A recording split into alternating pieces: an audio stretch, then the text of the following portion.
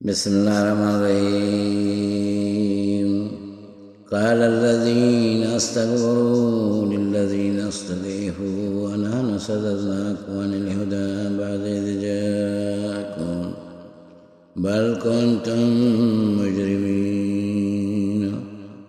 وقال الذين استضعفوا للذين استكبروا بل مكر الليل والنهار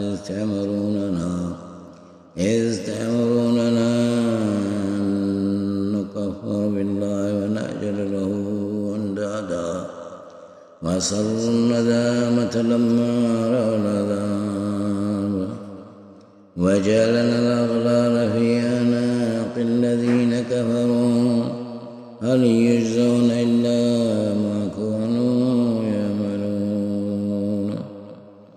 وما أرسلنا في قرية من نذير إلا قال مترفوها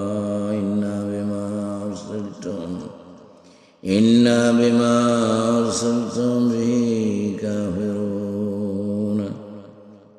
وقالوا نحن أكثر أموالا وأولادا وما نحن بمعذبين.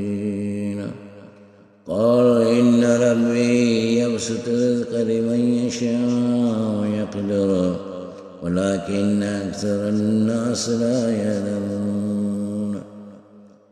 وما أموالكم ولا أولادكم بالتي تقربكم عندنا زلفى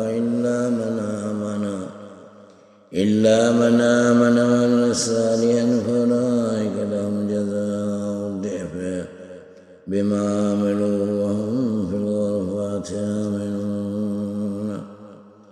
والذين يسعون في آياتنا معاجزين أولئك بالعذاب محضرون.